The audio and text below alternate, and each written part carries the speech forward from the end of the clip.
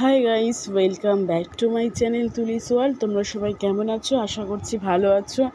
আমিও ভালো আছি। তো শুভ চতুর্থীর একটা সুন্দর সকাল দেখিয়ে আমি আবার আজকের ভিডিওটা শুরু করলাম। আশা করছি তোমাদের সববারই ভিডিওটা অনেকটা ভালো লাগবে। তো প্লিজ দেখতে থাকো ভিডিওটা।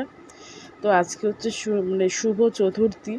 তো চতুর্থীর সুন্দর একটা রোদেলা আকাশ দিয়ে এই ভিডিওটা স্টার্ট করছি, যাতে সববার মনটা অনেকটা ভালো হয়ে যায়। আর দেখো এদিকে আমার আলনার অবস্থাটা, মানে গোছানো আছে তার মধ্যে অগোছালো আর প্রচুর পরিমাণে ধুলো। এদিকে দেখো আমাদের এগুলো হচ্ছে সব নাইট ল্যাম্প। তো 3-4টে কালারের নাইট ল্যাম্প এরকম কেনা আছে, তো পাল্টে লাগাই। আমার ভীষণ ভালো লাগে ঘরে এই নাইট ল্যাম্পগুলো। তো সেখানেও কি পরিমাণে ধুলো জমেছে, বারান্দা থেকে সব ধুলো এই আলনার মধ্যে এসেই পড়ে, বা বিছানা ঝাড়ার পরে সব ধুলো ওই আলনার মধ্যে গিয়েই পড়ে। তো কি বলবো বন্ধুরা, এত পরিমাণে পরিষ্কার করি, এত পরিষ্কার করি, কিন্তু কিচ্ছু লাভ হয় না।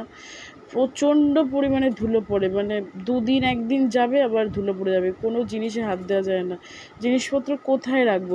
ডেলিকার জামা কাপড়, ডেলিকার নাইটি, ডেলিকার চুড়িদার, লেগিংস, এসব কোথায় রাখবো? আলনাতেই তো মানুষ রাখে, কিন্তু এত ধুলো পড়ে। আর ওই দেয়ালের গায়ে একদম সাঁটানো, তো ওদিকটা তো পরিষ্কারও ঠিক করে করা যায় না। পিছনে গিয়ে যে পরিষ্কার করবো সেটাও করা যায় না।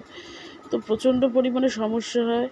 তো কোনা এই যে দেখতে পাচ্ছ খাজে খাজে এত পরিমাণে ধুলো, তো বলে বোঝাতে পারবো না, কি বলবো আর কি। তো কত পরিষ্কার করবো, বিরক্ত লেগে যায় যে একটা কিছু নিতে গেলেই হাতে ধুলোটাই আগে লাগে। আর জামাকাপড়, জামাকাপড় ধরো আলনায় রেখেছি, বাবা সে আর বলার মতো না। সে দুদিন বাদে একদম নোংরা হয়ে সে ধুলো জমে তার সেখান থেকে একটা চড়াট হয়ে যায়, খুবই বাজে অবস্থা। ওই জন্য এত পরিষ্কার করি কিন্তু কিছুই হয় না, কিন্তু কিছু করারও নেই, করতে তো হবেই যেহেতু জামাকাপড় রয়েছে। তো দেখো আবার সেই পরিমাণে ধুলো, সেই ধুলোগুলো আবার ঝেড়ে পরিষ্কার করছি। আর এদিকে এইগুলোর ওপরেও ধুলো পড়ে, প্রচুর পরিমাণে ধুলো পড়ে। তাই মাঝে ভাবি যে ধুলোটা সৃষ্টি হয় কোথা থেকে, এত ধুলো আসে। ঘর তো বন্ধ থাকে, ঘর তো সবসময় খুলেও রাখি না, যে এমন না যে ঘর সবসময় দরজা জানলা সব খুলে ধুলো ঢোকাচ্ছি, এরকম হতো না। এত ধুলো কোথা থেকে পড়ে আমার না, মাঝে মাথা খারাপ হয়ে যায় এগুলো ভাবলে।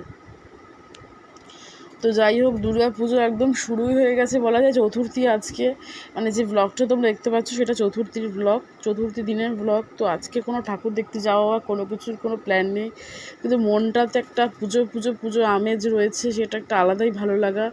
আশা করি প্রত্যেকের সেটা একটা আলাদা ভালো লাগা।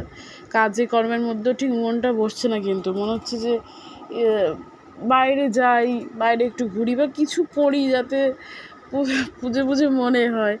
আর ঘরের এই এক সংসারের কাজ ভালো লাগছে না, ভালোই লাগছে না। তো কালকে রান্নাবান্না যখন করছি, আমি খালি ভাবছি কি, দূর বাবা, পুজো চলে এসেছে, চতুর্থী আজকে, আমি কেন সেই সারা বছরের মতো রান্না করা এই করা, মনই ভালো লাগছে না। মনে হচ্ছে কাজকর্ম কিছু না করে একটু ঠাকুর দেখতে বেরোতে পারতাম, একটু বাইরে বেরোতে ঘুরতে টুরতে পারতাম, বাইরের প্রকৃতিটা একটু আনন্দটা নিতে পারতাম।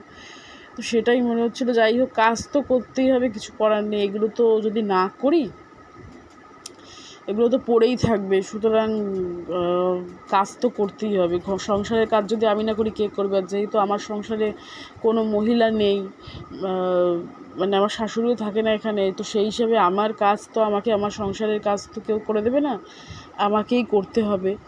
তো সেটা ভেবেই, আর করতে তো হবেই, কেউ আছে না আছে এটা বড় কথা নয়, কেউ থাকলেও বা কী, কেউ না থাকলেও বা কী, বাড়ির বউদের তো কাজ করতেই হয়। কাজ করে তারপর তুমি তোমার শখ পূরণ করতে পারো, কাজ টাজ করে ঠরে বেরিয়ে তারপরে তুমি তোমার স্বাদ আহ্লাদ পূরণ করতে পারো, কিন্তু কাজ ফেলে কিন্তু তুমি করতে পারো না। তাহলে কিন্তু তুমি সবার চোখে খারাপও হয়ে যাবে, প্লাস তোমার সংসারের কাজ না হলে তোমাকে একদমই বলা হবে যে এই বউটা কোনো কাজের না, শুধু ঘুরে বেড়ায়, এই ধরনের অনেক কথাবার্তা উঠবে বা ওঠে।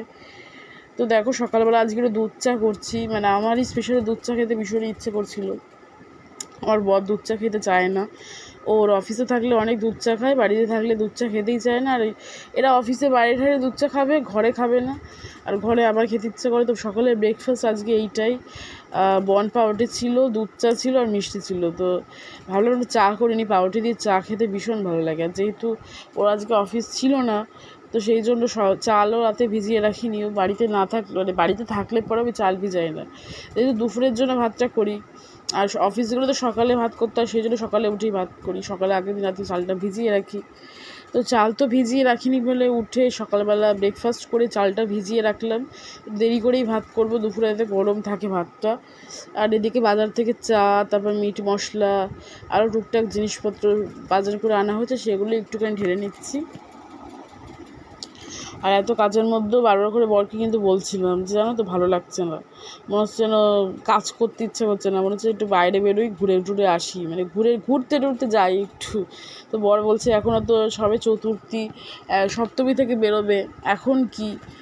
তো খাসির মাংস আনা হয়েছিল বাজার থেকে, তো খাসির মাংসটাই ধুয়ে নিচ্ছে। আজকে খাসির মাংস রান্না করবো, একটু কষা কষা করেই করবো, কড়াইতেই করবো, প্রেশারে দেবো না, প্রেশারে দিলে একটু বেশি গলে যায় বলে অল্প মাংস তো মনে করলাম যে কড়াইতেই করে নিই।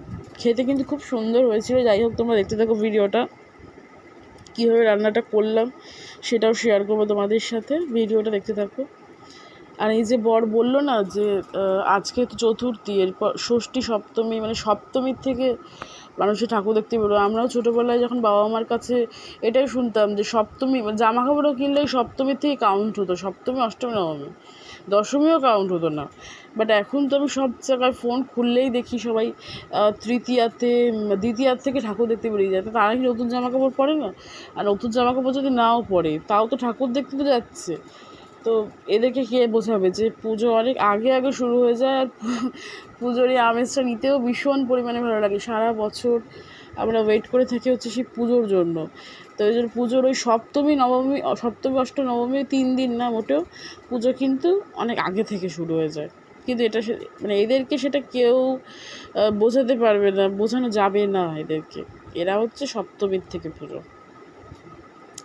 তো দেখতে দেখতে আমি ভাতও বসিয়ে দিলাম, মাংস রান্না করব, কিন্তু তার আগে রান্না করব চাটনি। তো তেলটা গরম করে ফোড়ন দিয়ে নিচ্ছি, তারপরে টমেটোগুলো দিয়ে ভালো করে ভেজে চিনি টিনি দিয়ে চাটনিটা করে নেবো আর কি। চাটনি করে তারপর মাংস করবো। ওদিকে আমার ভাতটাও হয়ে যাচ্ছে, জলদি রান্না করছি। আর বর গেছে নিচে দোকানে, মানে শ্বশুরের দোকানে। তো আমি এদিকে রান্নাটা সেরে নিচ্ছি। মনে হচ্ছিলো কি রান্নাবান্না করে একটু নিচ থেকে ঘুরে আসবো, কিন্তু কখন যাবো, রান্নাবান্না করতে করতেই তো স্নানের টাইম হয়ে গেল, খাওয়া দাওয়ারও টাইম হয়ে গেল। তো সেই জন্য আর সেটা আর হলো না। বিকালবেলা যদিও করেছি বলতে বিকালবেলা যদিও নিচে গিয়েছিলাম, তা মানে ঘর থেকে বেরোলে তাও একটু ভালো লাগে মনটা, বলো ঘরে থাকলে কি ভালো লাগে? পুজোর সময় ঘরে একেবারেই মন টেকে না। আর আমি একটু বেশি করেই চাটনিতে জল দিই, টানাই আর কি, বেশি মানে জেলি মধ্যেই করবো, কিন্তু বেশি করে জল দিই, তাহলে কি টমেটোটা একদম মিশে যায় জল ফুটতে ফুটতে। আর এদিকে দেখো চিনিটাও দিয়ে দিচ্ছি, জল ভালো মতনই ফুটে গেছে, চিনিটাও দিয়ে দিচ্ছি। সত্যি কথা বলতে কি রান্নাবান্না করতে, মানে ব্লগ এখন ডেলি করা হয় না, কেন কি রান্নাবান্না করতে করতে না কাজকর্ম দেখানোটা খুবই সমস্যা হয়ে যায়। তো সেই জন্য রান্নাবান্না করতে করতে আর কি রোজ আর কি ভিডিও করতেও ইচ্ছা করে না, কিন্তু করতে হয়। না হলে একেবারে যদি ভিডিও না আনে নিজের একটা জায়গায় কী করে পৌঁছবো বলো? কিন্তু জানো তো রান্নাবান্না করতে করতে বা কাজ করতে করতে ভিডিও ক্যামেরা করা ভীষণই অসুবিধা।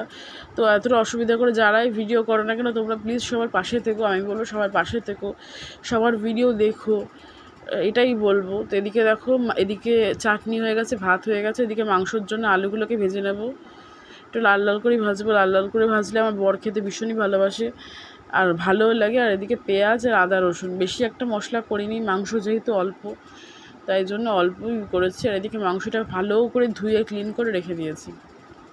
আর চাটনিটা দেখো কত সুন্দর হয়ে গেছে, কালারটাও একদম ভীষণ সুন্দর এসছে। আর এদিকে কড়াইতে ফোড়নের মধ্যে দিলাম হচ্ছে গরম মশলা, দিয়ে তেজপাতাও দেওয়া যায়, শুকনো লঙ্কা দেওয়া যায়, বাট আমি দিইনি, দিয়ে পেঁয়াজগুলো দিয়ে ভালো করে নেড়ে নিচ্ছি। আর এদিকে মাংসটা দই মাখিয়ে নেব, ফ্রিজে দই ছিল, ভাবলাম একটু দই মাখিয়ে রাখি, তাহলে মাংসটা সফট হবে। তো পেঁয়াজটা ভাজতে ভাজতে ওইদিকে আমার মশলাও রেডি হয়ে গেছে, মিক্সিতে করা সেটা হচ্ছে আদা রসুনের পেস্ট। আর এদিকে দেখো আমি খাসির মাংসটা মশলার মধ্যে দিয়ে দিয়েছি, কারণ অন্য সময় চিকেন হলে কী হয় মশলাটা ফুল কষিয়ে তারপরে আমি মাংসটা দিই, কিন্তু যেহেতু এটা খাসির মাংস সেই জন্য মশলা আর কি অত বেশি কষানো হয় না, মানে মাংস দিয়েও যথেষ্ট মশলা কষিয়ে তেল ছাড়ানো যায়, ওটাই বেটার হয়। তো এদিকে দেখতে দেখতে মাংসটা আমার প্রায় রেডি হওয়ার দিকে, একদম কষানোর প্রায় শেষ পর্যায়ে, অনেকটা কষিয়েছে, তেলও ছেড়ে দিয়েছে, দেখতেই পাচ্ছ, আলু টালু দিয়ে দিয়েছি। আজকের ভিডিওটা কিন্তু বেশি বড় করিনি, এইটুকুই করেছি ভিডিওটা। আর মাংসের কালারটা কেমন হয়েছে তোমরা সবাই কমেন্টস করে জানিও। আজকে আর এর বেশি ভিডিও করা হয়নি, তো এইটুকুনি ভিডিওটা থাকবে রান্নাটা দেখানো অবধি। আর মাংসর কালারটা কতটা সুন্দর হয়েছে সেটা তো অবশ্যই কমেন্টস করে জানাবে। আর এদিকে দেখো রান্না করতে করতে আমি বর লিচি নিয়ে এসছে, তো লিচি খেয়ে নিচ্ছি, প্রচুর গরম যেহেতু, তো সেটাই খাচ্ছি। তো খেয়ে রান্নাবান্না সেরে বিকালবেলা দেখো একটুখানি বেরিয়েছিলাম, আমাদের বাড়ি মানে ফ্ল্যাটটা কত সুন্দর করে সাজানো হয়েছে পুজো উপলক্ষে, তো সেটাই একটু ভিডিও করে দেখিয়ে দিলাম।